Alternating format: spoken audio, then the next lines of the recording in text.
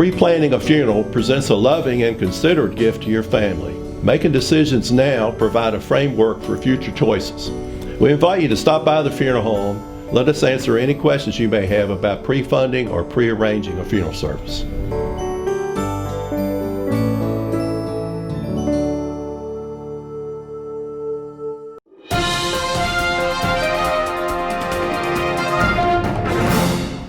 Hello again. It's Wednesday, July 22nd, 2020.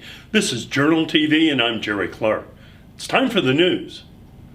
Area school systems have been thinking and pondering the best ways to reopen schools in the fall, plus deal with safety issues in the now COVID-19 dominated world.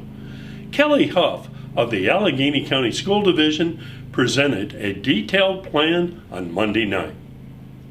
What we are looking at is students would be in the building 2 days a week, aside from special population, which is denoted in your packets. They're what we consider to be special population. But students would be grouped into A and B. The A students would come to school on Mondays and Tuesdays. Wednesdays would be a virtual day, and the B kids would be in the building, the other 50% of our demographic, on Thursdays and Fridays. When students are not in their grouping in the building, then they are virtual learning on our platforms that we already have in place.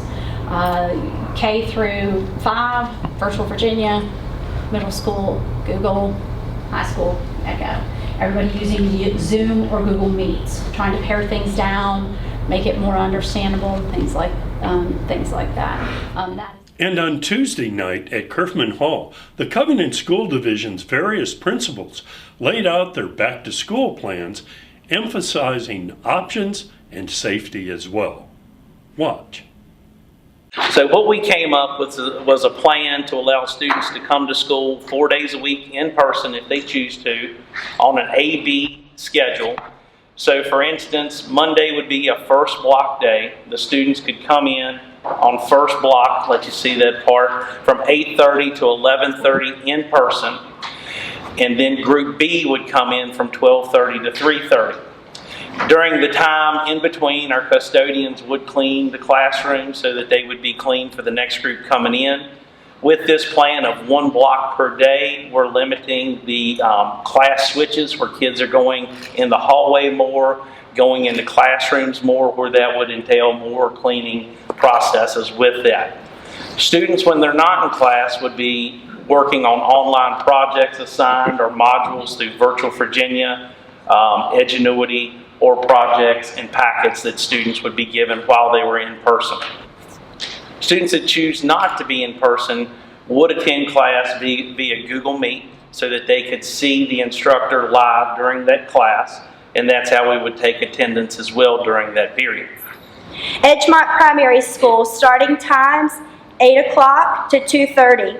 This provides 6 hours of instruction with 30-minute lunch.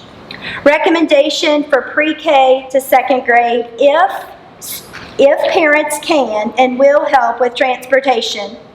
We would like to see those students Monday through Friday as permitted for in-school instruction. All families, however, will have the option to do 100% remote learning. Each family knows what they need and what they need to feel what is best for their family, so they do have a choice of 100% remote learning. Reading and math development is critical at this young age. Young students need instruction daily. Classrooms will be arranged to provide for physical distancing, and every evening classrooms will be thoroughly cleaned and disinfected to prepare for the next day. Currently, I have 89 third graders. So the recommendation for 3rd grade, if parents can and will help with transportation, is for them to have an A-B schedule. Group A would come 5 consecutive days, Monday through Friday, and then alternate to virtual learning the next 5 consecutive days. Group B would then come to school 5 consecutive days, Monday through Friday, and then alternate to virtual learning the next 5.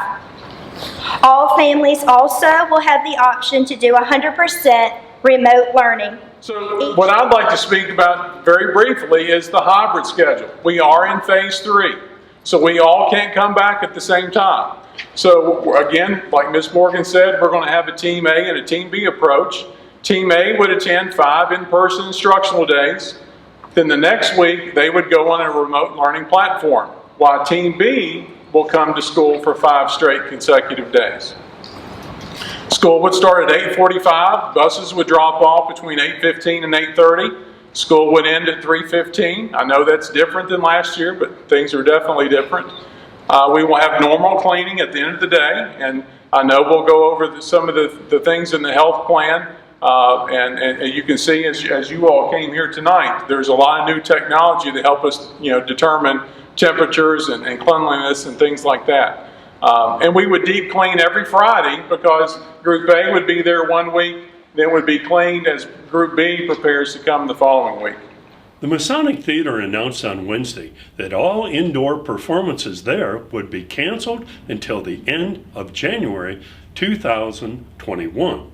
The organization will continue to offer movies at the amphitheater, however. More information on all of this is available right now on AlleghenyJournal.com. And now a word from our sponsor.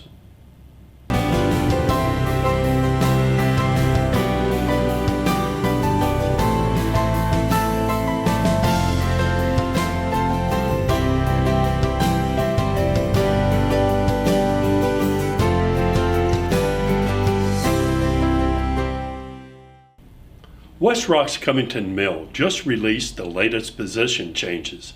Jeannie Adkins, Nate Zakreski, Josh Struther, Alex Dunn, Bobby Wickline, Jacob Fraley, and Rick Downer all have new jobs.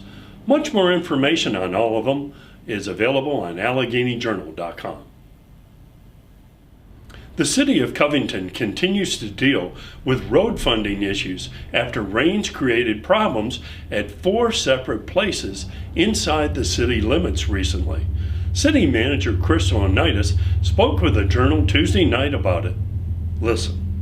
We are adopting the retroactive local emergency declaration as part of a process and working with the Virginia Department of Emergency Management on efforts to seek public assistance funds for potential emergency reimbursement on these unplanned emergency roadwork projects, which, as we've mentioned previously in meetings, we're looking at securing line of credit and funding up to $3 million. Given the scale and sheer size of these projects throughout the city. There's Ashland and Carpenter, Mallow, and Edgemont Drive, which will all be worked on and addressed in the next coming weeks and months. On Monday night, the Allegheny County School Board voted to spend $172,000 on weight room improvements at Allegheny High School. And it's also moving forward on a security grant that may allow for all of its school buses to get new radios. Listen. I would like the motion for the board to approve $173,900 for the weight room at Allegheny High School, and that Mr. Truitt would apply for a $10,000 security grant to cover the fencing. We have an opportunity to apply for a grant up to $250,000 where we have to match 25% of that. But we could have the opportunity to put new radios in our buses that are on the new radio system.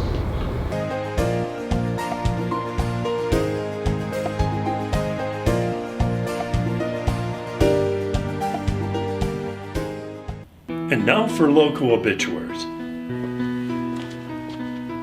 Francis Perry, 89 of Hot Springs, died Monday.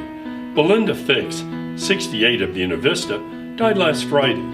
Rose Roberts, 71 of Lexington, died last Sunday. Michaela Carter, 21 of Lewisburg, died March 31st. Karen Goodall, 66 of Ronsford, passed away on Monday.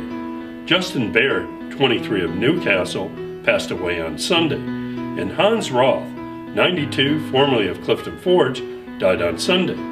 James Buck Nicely, 87 of Clifton Forge, died Sunday. More information on all obituaries may be found on AlleghenyJournal.com. Let's check out the local weather forecast. On Thursday, it should be partly cloudy with showers likely, high of 92 and a low of 67. On Friday, partly cloudy with scattered showers, high of 92 and a low of 65. And on Saturday, partly cloudy with isolated thunderstorms, high of 95 and a low of 65 degrees. And that's the way it is on Wednesday, July 22nd, 2020. More stories, photos, videos, and interviews are available 24/7, 365 on AlleghenyJournal.com, YouTube, and on our soaring Facebook page. Thanks very much for watching Journal TV.